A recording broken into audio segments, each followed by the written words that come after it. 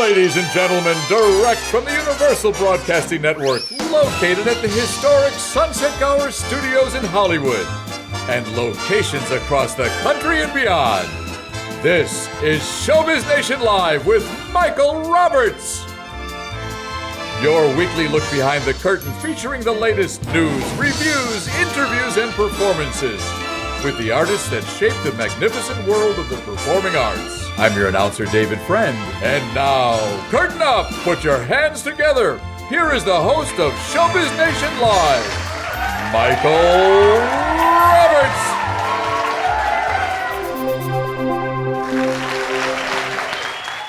Roberts. Good afternoon, everyone.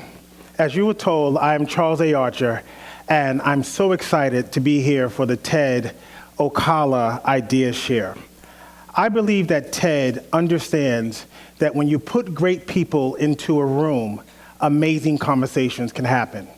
And my job here today is to add value to that conversation.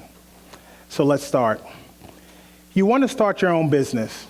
You have the best idea, you have the best concept.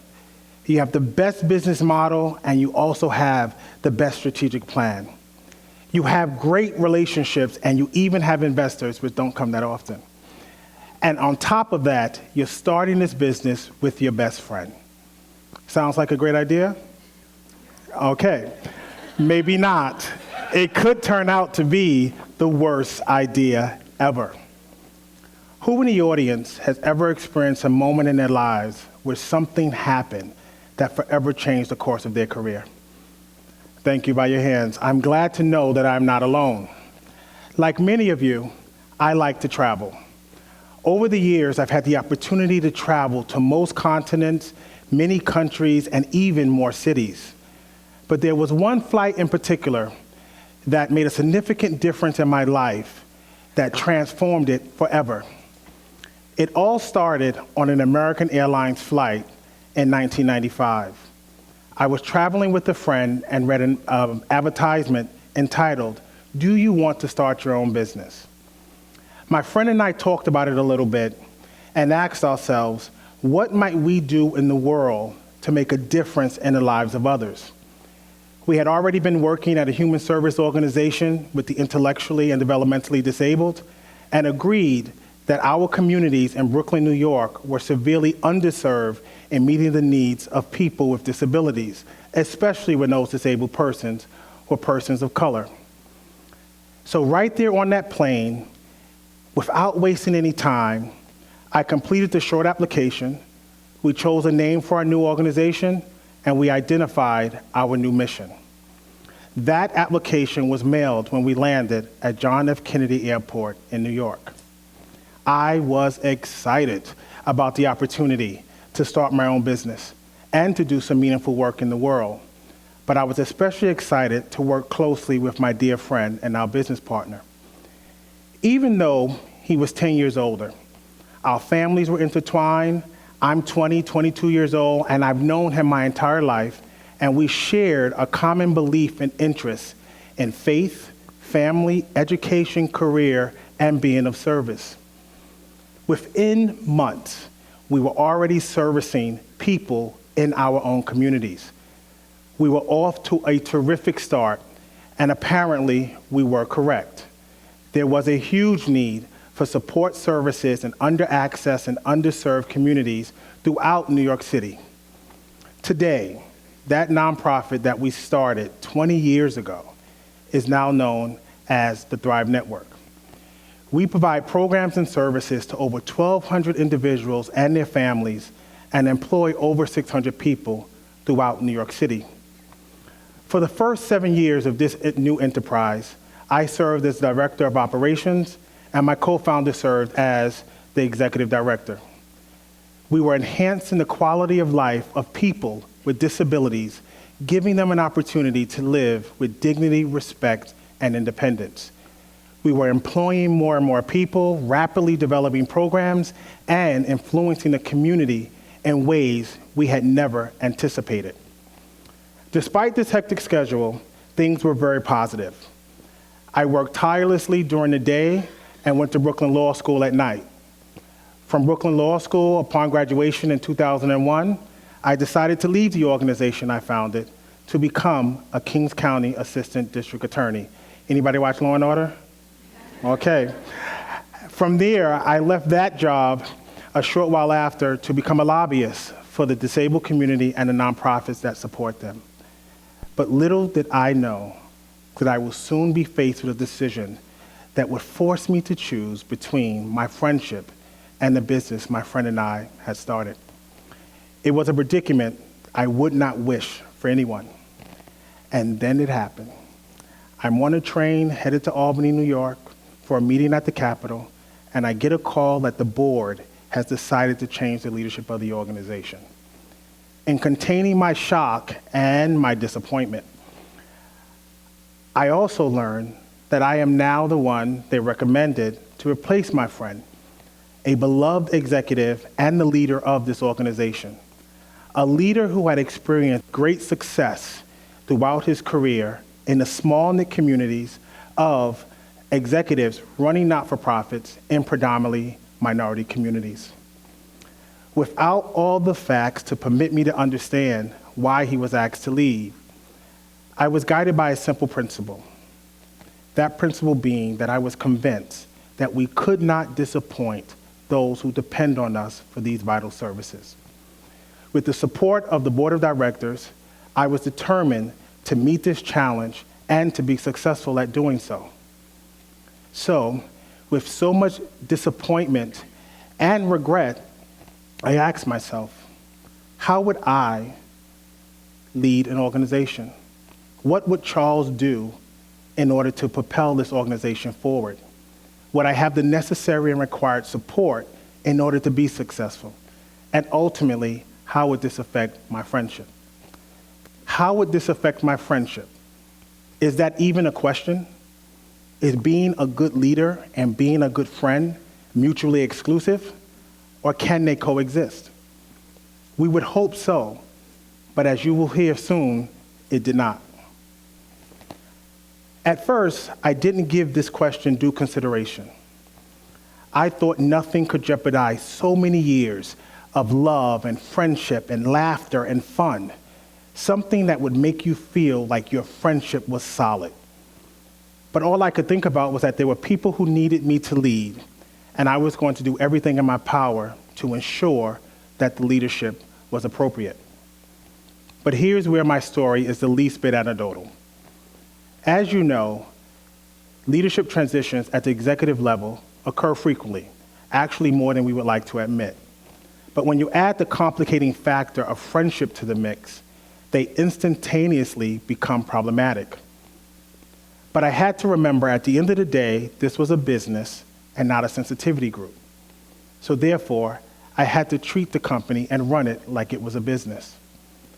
How often do leaders in managing a business get momentarily stuck on the issues of other people's feelings, especially when those feelings are either the owner or the founder of the organization? Allow me to offer you a piece of advice. Be comfortable with the uncomfortable. And more importantly, mind your business. Stick to your values. Otherwise, no one will take you seriously.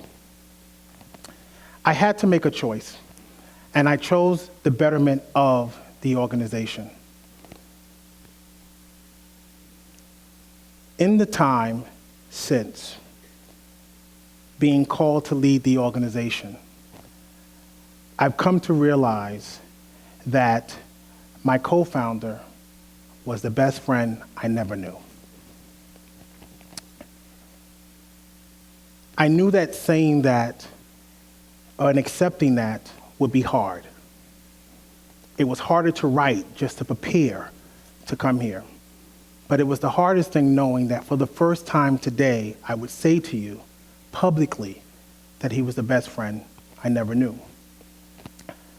I often wondered in the beginning, what did I miss most?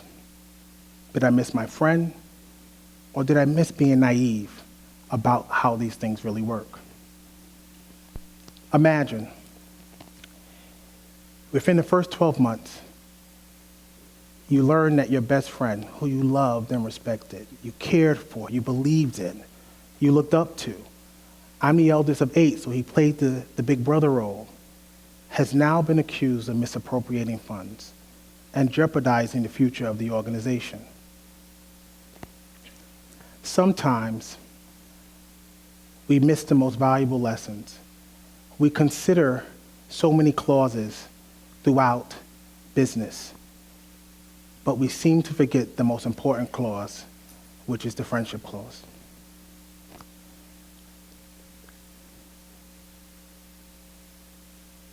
In understanding what needed to be done, I learned to realize that auditors being at your front door 100 days out of 265, you're sleeping in your office for over 100 days because of the tension within the field. Sometimes the most important lessons learned are also the most painful ones. I believe I'm a good friend, and I enjoy all of my friendships. But I do know that when I take on a duty of care, loyalty, obedience, and performance to an organization, the business will come first. Despite so many years of doing good work for so many people, his personal shortcomings and loss of trust of the public, families, and the community considerably jeopardized his ability to lead the organization I believed he loved. Unfortunate for me, I was never at liberty to discuss the issues that warranted his separation.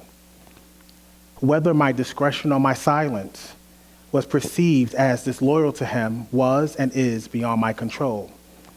So without those liberties, I focused on that duty of care, that duty of loyalty, and that duty of obedience to the organization that I was intended to stabilize. But as you can imagine, discretion does not come without cost.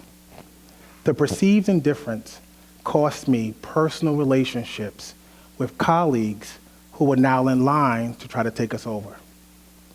They cost me friendships with people who were choosing sides and the side wasn't mine. Vendors who were pulling contracts because they weren't sure about who we were. As I said earlier, our families were intertwined. So family betrayal was the topic of Sunday dinner. And then there were staff who ultimately realized that yet they didn't know what went wrong. They were deeply wounded by the loss of the leader. But in meeting me with the challenge and supporting the transition of the organization, they realized that when everybody paddles at the same time, in the same direction, towards the same goal, we all can thrive.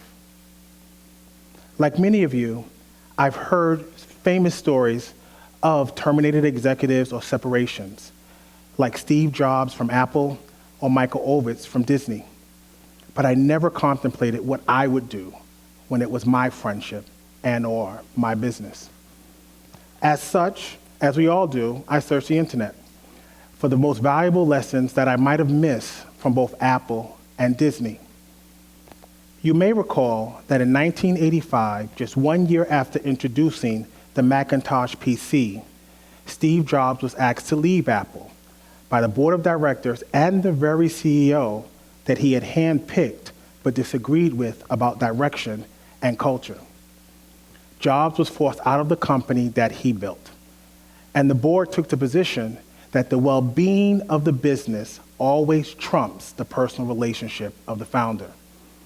But then, in one corporate history's greatest twist of fate, using that same criteria, 12 years later, they brought Jobs back in order to take advantage of his creative expertise, even if it meant there was no change in his personal style.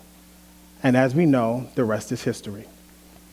Less than a decade later, Michael Eisner reached out to his friend Michael Ovitz to help him lead Disney. It took Eisner a little more than a year to realize that Ovitz had not worked out, to which he paid him $140 million to leave. And you shouldn't feel guilty, because I would have taken it too. Only to be sued by the shareholders. The shareholders believe that there had been a breach of a fiduciary duty but ultimately got to a place where they focused on the business and looked beyond personality conflicts. In each of these cases, the boards recognize that governance can blur lines and will more than likely get messy. But when you do business with friends, the company must be run like a business, period. The complication of a friendship clause in business. My story is definitely a little different than these now famous stories of terminated executives. When we're faced with becoming leaders and realizing that we have the opportunity to go on a journey of leadership, we're never given a manual, a guide, or a book about a friendship clause. We often learn about how to supervise and manage and train our relationships, and those close relationships, particularly in business once we're already entrenched in them.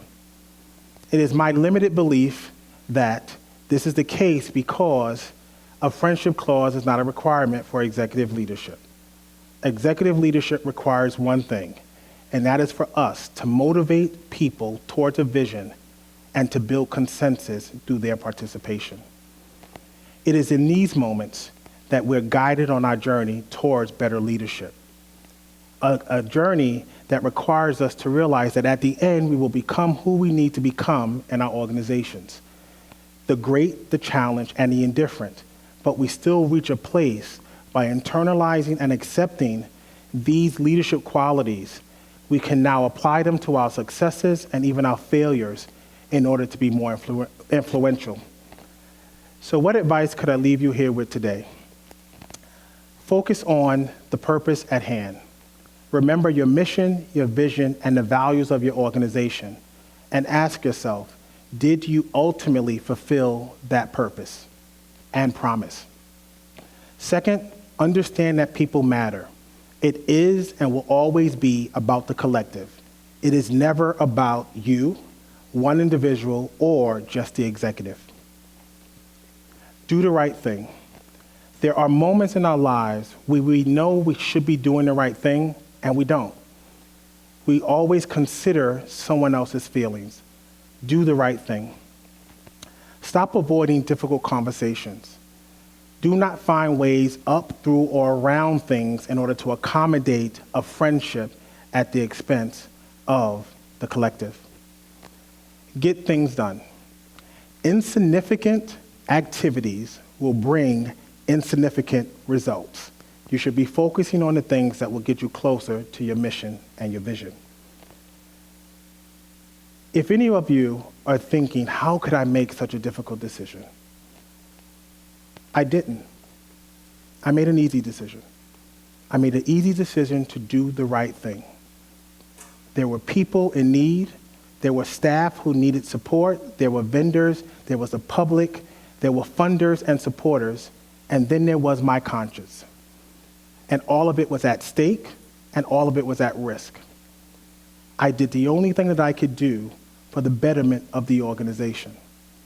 And since that right decision has been proven to be the right decision, I've decided never to look back.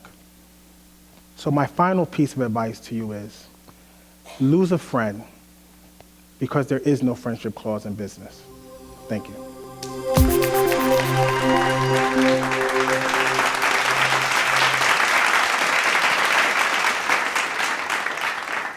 Welcome to Showbiz Nation. It's a special episode of Showbiz Nation. Sorry about that, Tony Sweet, our producer, but it's a full hour. And we're going to be talking about the TED conference that our co-host, Barbara Fitos, was vetted and invited to in Ocala. Hello, Barbara. How are you? An audience participant. Yes, it was wonderful. You were. It was wonderful. It's like The Price is Right. They picked you. You went up and played Plinko, didn't you? No, I did not. You did not? Listen to some. Was it the any number game? No. Lucky Seven? No, none of that. None of the above. None of the above. What was it? Listen to some absolutely amazing, amazing, amazing speakers. Everyone is familiar. You brought one with you. I did. We just did. I said, Back I at just the Hill, did. last time we were here, she brought a rabbi. See? Just so you know, Charles. So I'm just going to sit on the couch and let Barbara bring guests. I never know who they're going to get.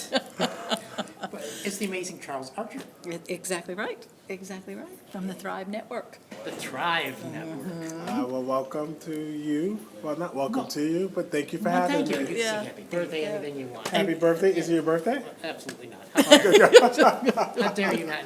You don't know me that well enough. You'll know my birthday, you'll know everything by the time this is over. Who's our next guest, Barbara? What is the Thrive Network?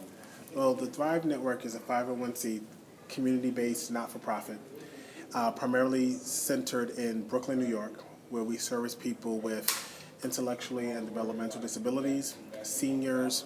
We do healthcare, we do affordable housing for people throughout New York City with expansion into New Jersey. And why are you doing this? Mr. Lawyer.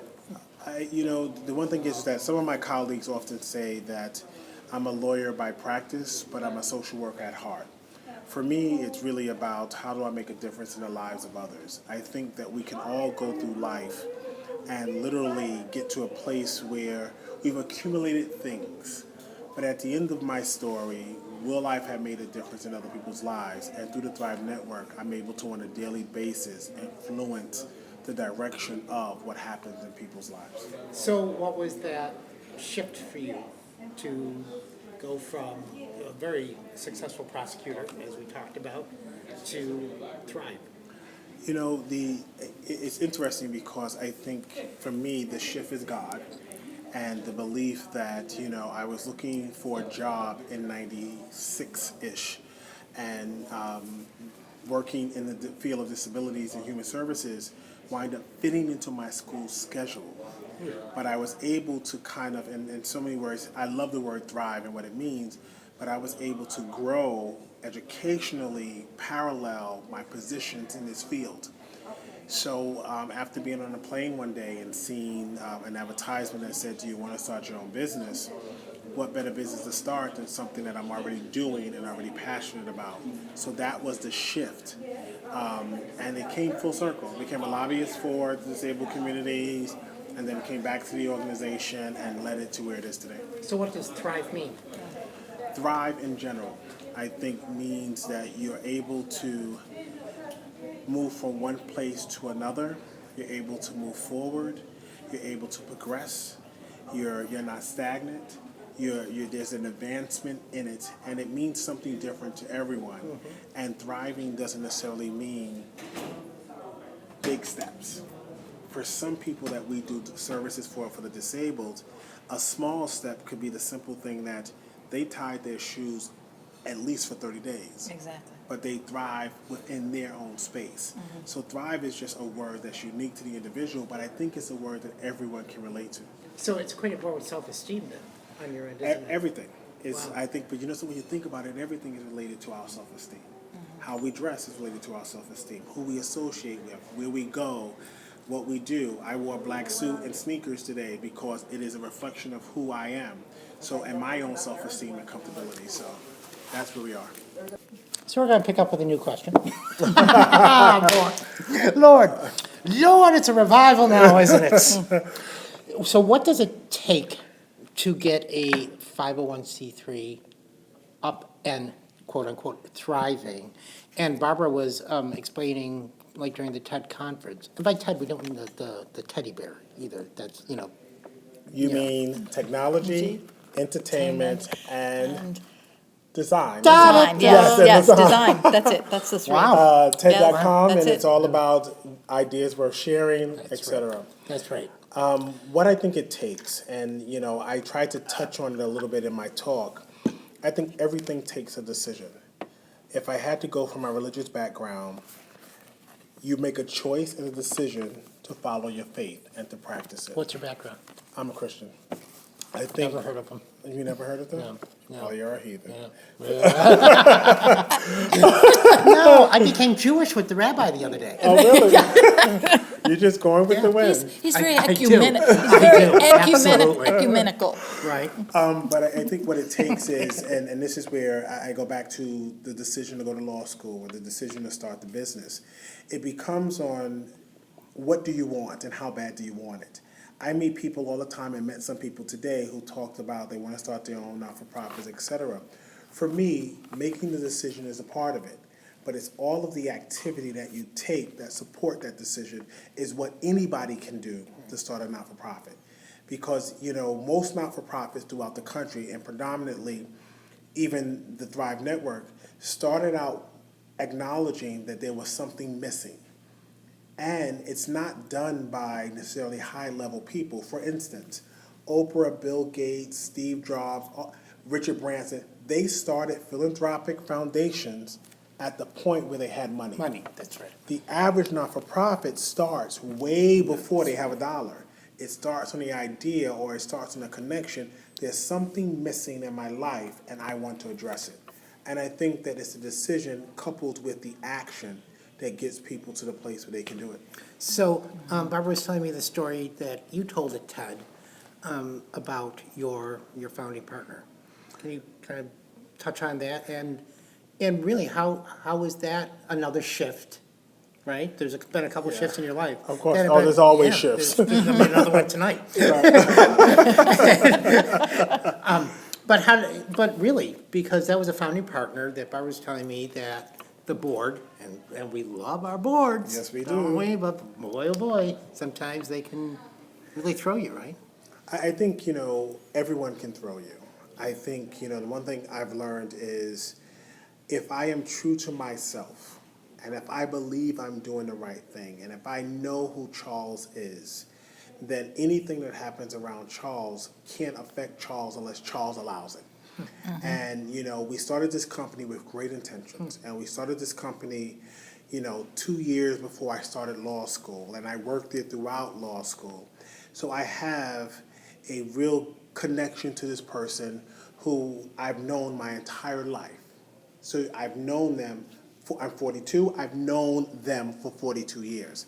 And regardless of that, the shift came where I realized that there was 1,200 people who were dependent on me and their families, which instantly makes it 3,600 people. There's vendors who are business, 200 vendors. I don't know how many employees they have, but if each of them had one, that adds another 200 to that 36. When you think about the communities where all of our programs are and all the businesses that get their business from us, you add more people to it. For me, the Thrive Network is not about Charles. It's about all the people connected to it. So I can't make a decision based on me. Did your founding partner have the same perspective, or did it take more time for him? It's one of the things that I touched on respectfully in the speech. And for me, when I say respectfully, I would rather spend time on the advancement of Thrive than on what happened with me and him. And even Barbara will tell you. Was that big news or something, but what? I mean, what is? Or is that more a personal? It was more of a personal choice, but it also was a choice that the people that depend on me to lead don't need me out there talking about the negative part about the organization. They really need me out there leading the organization to a new place. So part of it, it benefited me personally not to have to deal with it. But as Barbara saw today, I dealt with it publicly for the first time on stage. And if I would have had 25 minutes, Ted is only 18. If I would have had 25 minutes, I probably could have talked more, and I probably would have cried in it, because it is an emotional thing for me.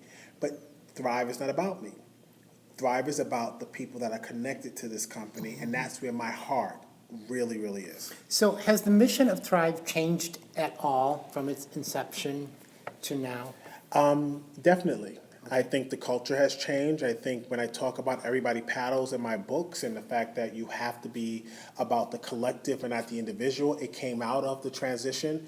The name had gone, when I took over the organization, was Evelyn Douglas Center for Serving People in Need. We waited 9 years to kind of build our reputation back up, and as of June 1st of this year, we just became Thrive Network. So part of it was also kind of dealing with the pain and the struggle and the reputation and making sure that we came back stronger before we could become something new. So the mission and the vision and the purpose still is always to help people in need. However, how we go about it is very different now.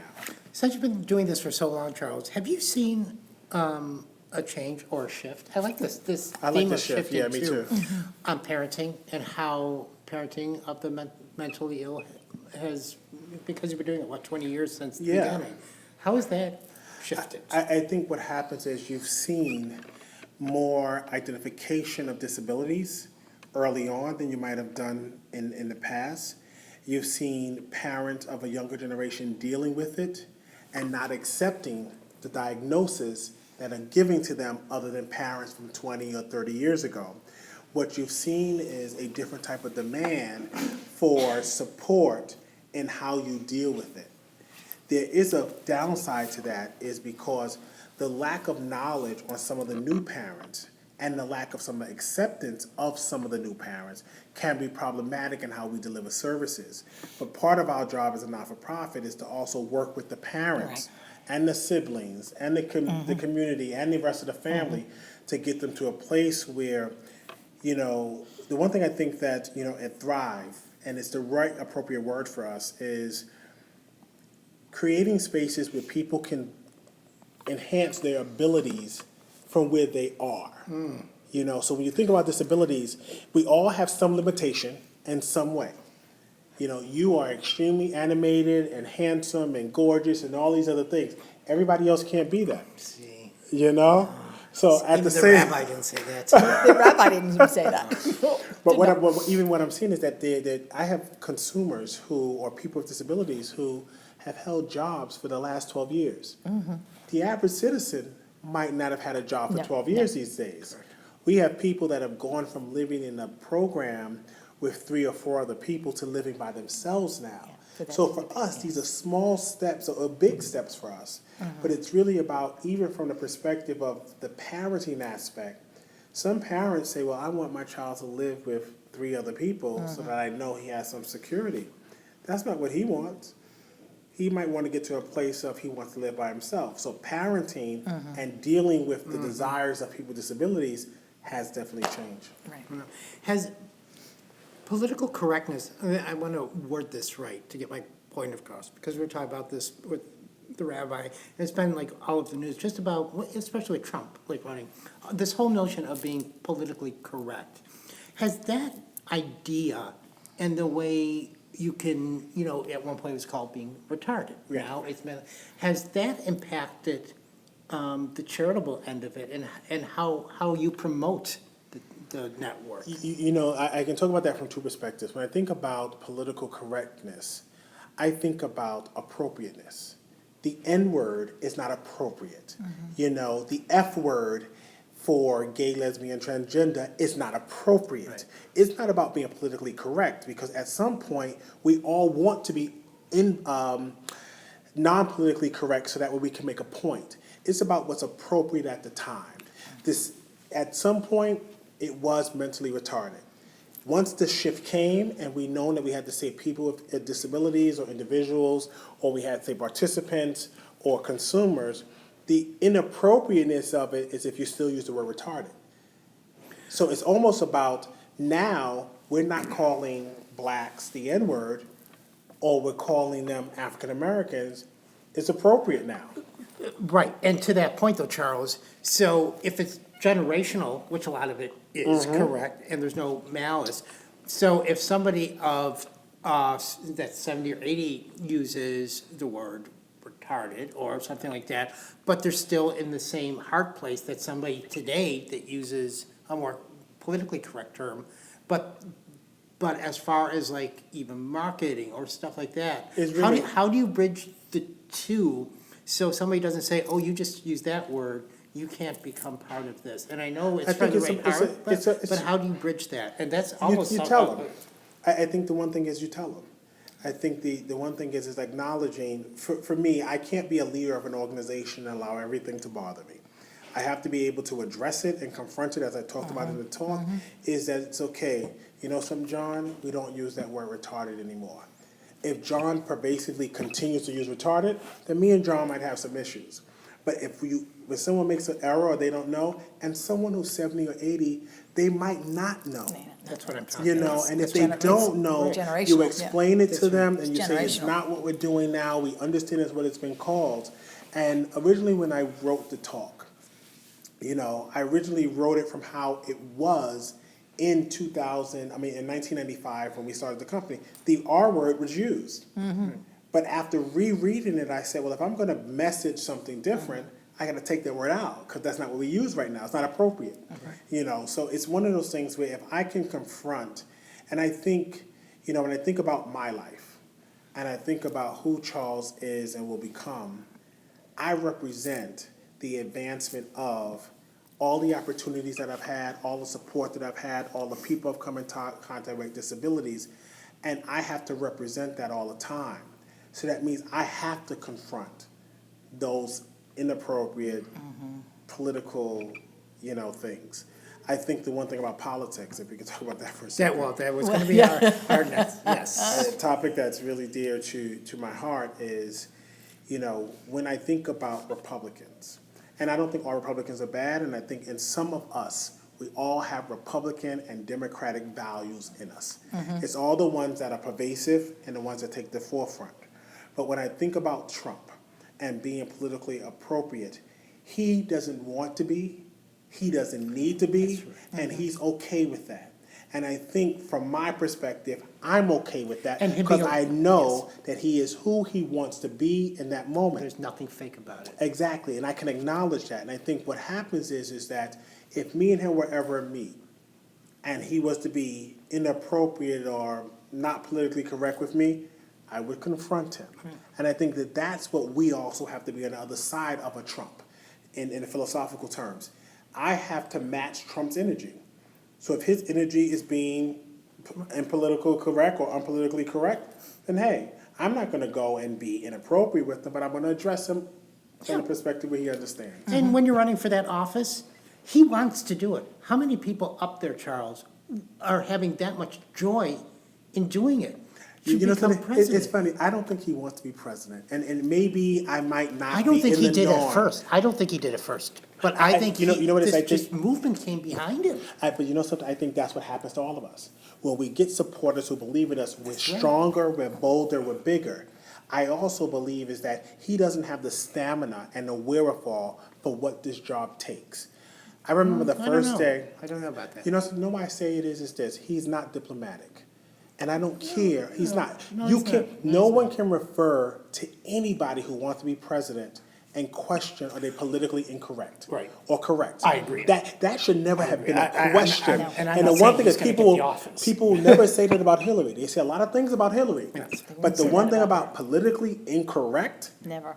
because diplomacy is the job of the president. That's right. No, but, and you're a New Yorker, you know, Yes. anybody that knows that man loves him, right?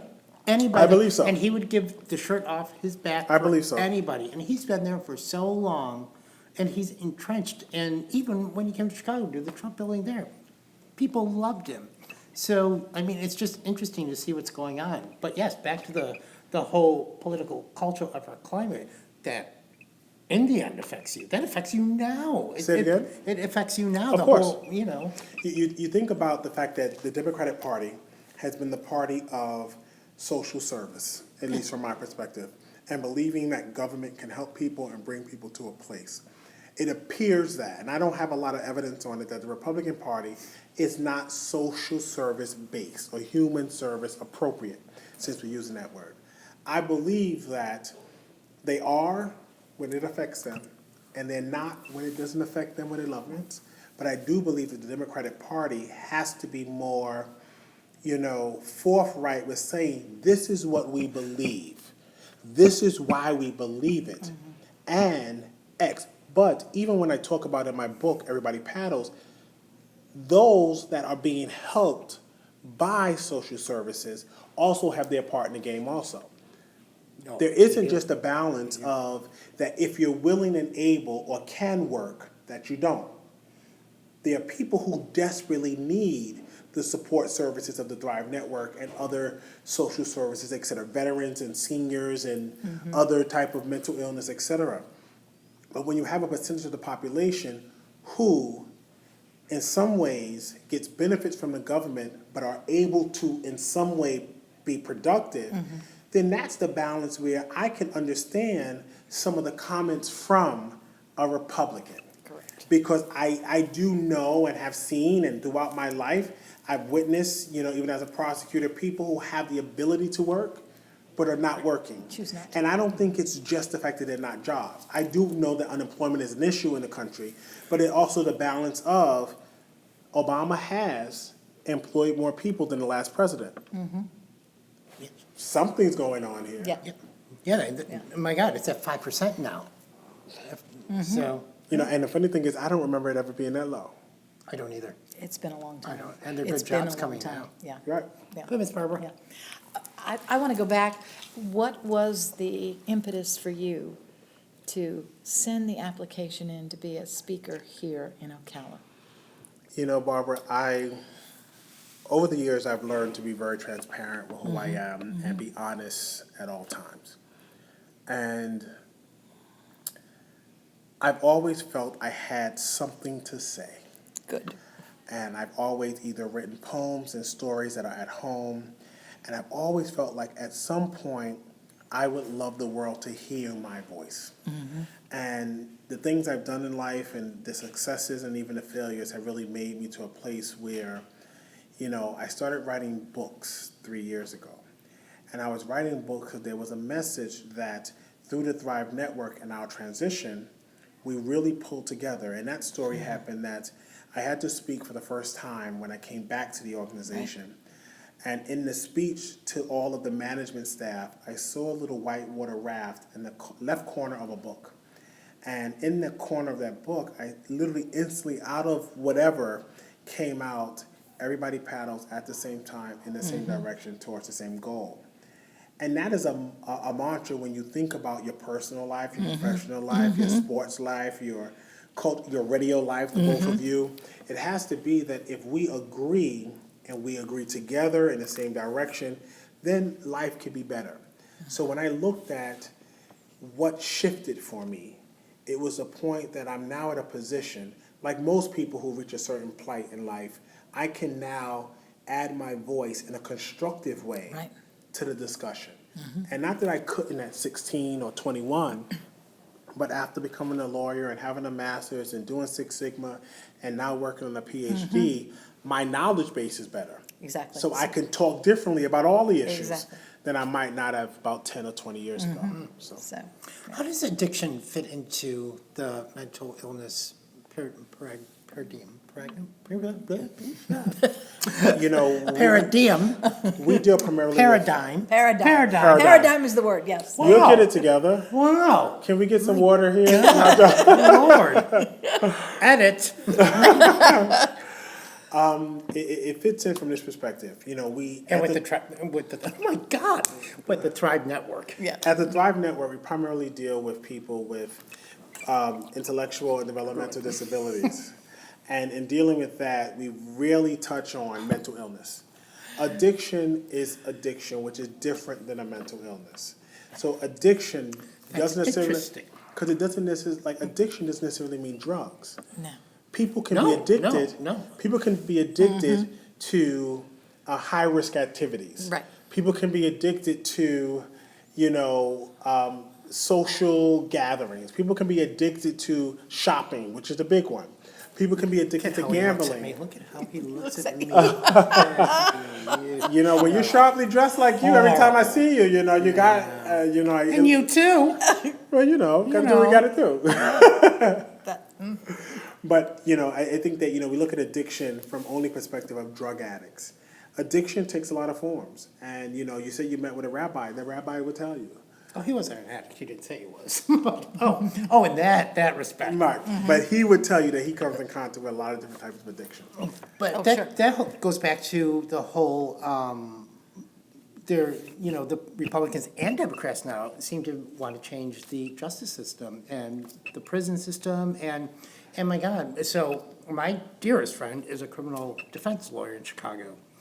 And I never practiced criminal law. I was just, I didn't want to get into that end of it. But you can sure see it because I know friends are parole officers. I know prosecutors, defense attorneys, public defenders.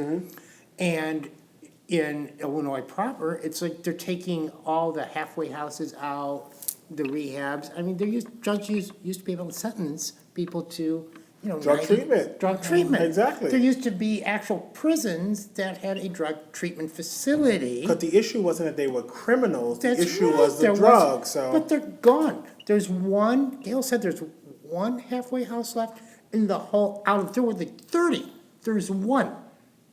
So all these people, and the judges still are the mindset, I'm gonna sentence them anyway.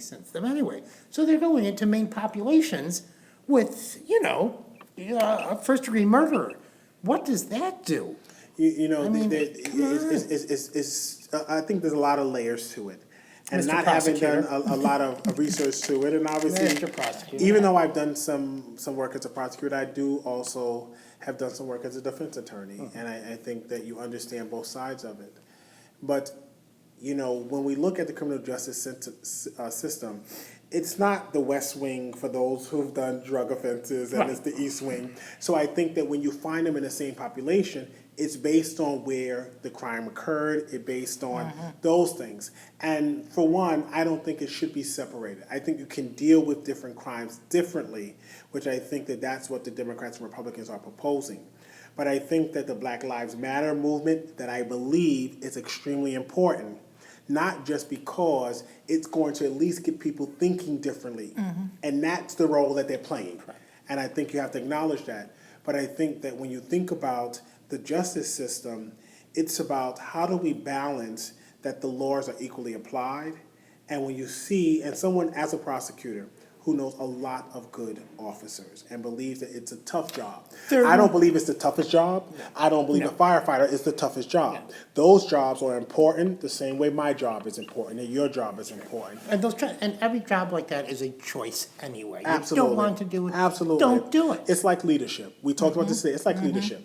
I had to remember I asked to be in this role. That's I right. took this role, and regardless of Right. what has happened at this organization, there's a line in an episode that comes up, Scandal, and I think everyone probably has seen it. Yes, because it actually films at Sunset Gower, where our radio Well, show you know is. something? They're right I need to be in upstairs. an episode of it. I Yes. need Olivia Yes. Pope in my life occasionally. There you go. I think that's true.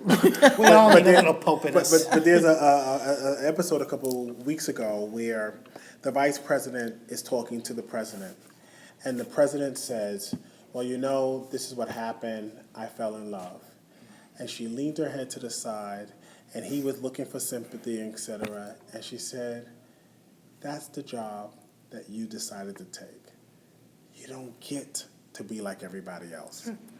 That's what happens Yeah, when exactly. we decide to be in these roles. Exactly. So, when you say that someone has taken on a job, you got to deal with it.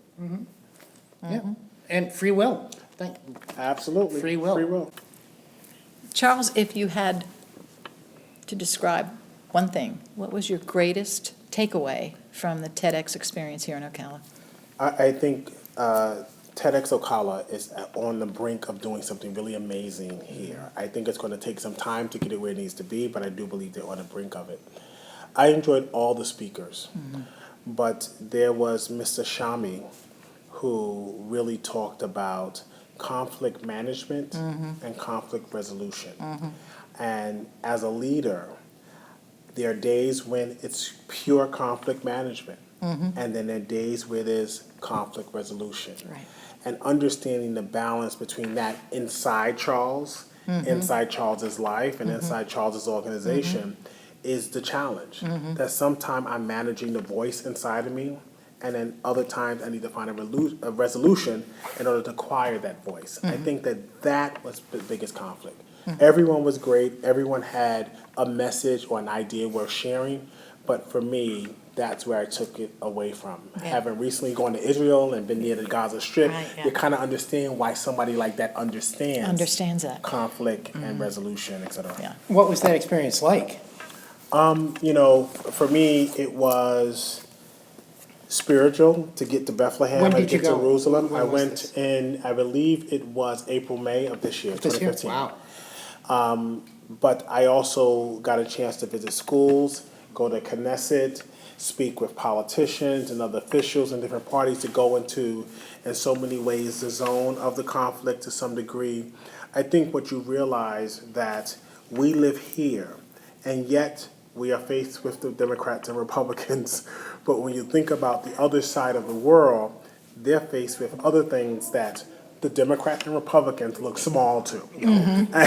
And you begin to put things in perspective, not because you're better or worse than anyone else, but then you begin to realize that in all of the special religious concern or belief that rests in this conflict, the title of his thing was Finding Humanity in the Most Unhuman Areas, or Yep, something exactly, like that. yep. And look at that.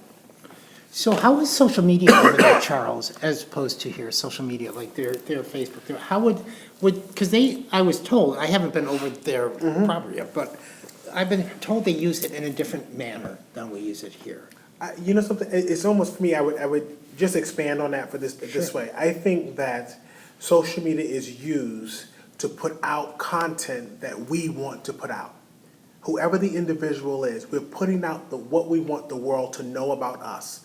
I think that their message of what they want the world to know is not about the fact that I'm sitting by the pool and I'm showing you my feet, or I'm showing you the wing of an airplane.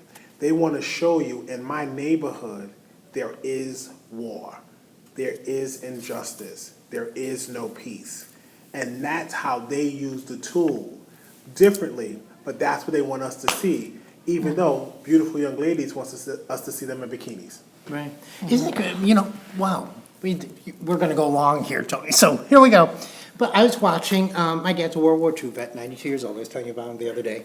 And we were watching this History Channel about the beginning of World War II, and this Air Force brigade going to Germany, right? And my dad was a tail gunner. And it was the first contingency that went into Germany, and it was like 98% of the 300 planes were shot down because they went during midday, sometimes. But none of that news ever got back because my dad said nobody would have joined, right? I mean, back then, news was a newsreel that you saw on a Saturday before Laurel and Hardy. Right.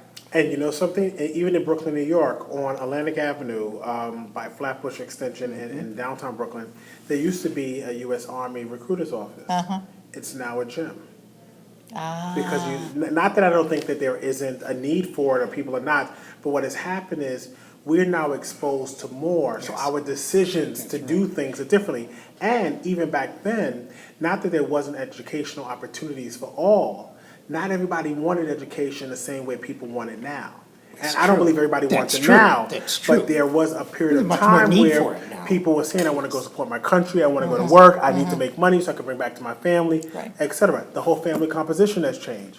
People are either having families later or not having families at all. At all. Come on, and you know what, Charles? It just made me realize something. Almost the opposite has happened as far as recruiting. Because you would think in a day where social media could promulgate, like, join this and you're gonna have a career. It's almost the opposite, where they go into low-income neighborhoods. Right? And yes, and pick them that way. Instead of making it, it's almost not a choice when they do that, right? Absolutely. Because, your bills are gonna be paid. They don't really talk about the end effect. But you know something, the other thing is that we talk about choices. And right now, we're at a place where you can still make an informed choice. Right. There isn't a space It's where... an informed choice, but it's always how it's presented. It is right? presented, there is circumstances, there are all these other things that go into the decision. But I also know that there are people who, in those communities, are still saying no. So not everybody is saying Correct. yes Yes. with the same Correct. type of, Correct. there is that decision that happens. When I remember as a prosecutor in the Kingstown District Attorney's Office, that I came out of Brooklyn Law School after one of our introductory classes, and there was so much traffic leading up to Brooklyn, to the Brooklyn Bridge.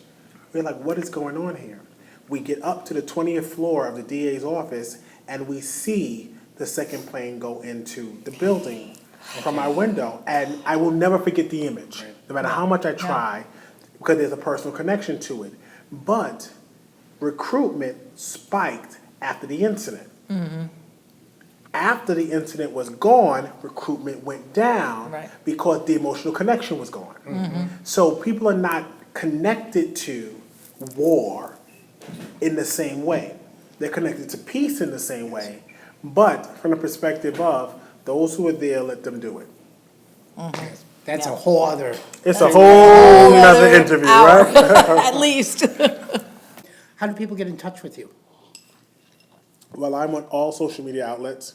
I know, I'm seeing a few here. You know something? I need to get a restraining order. That's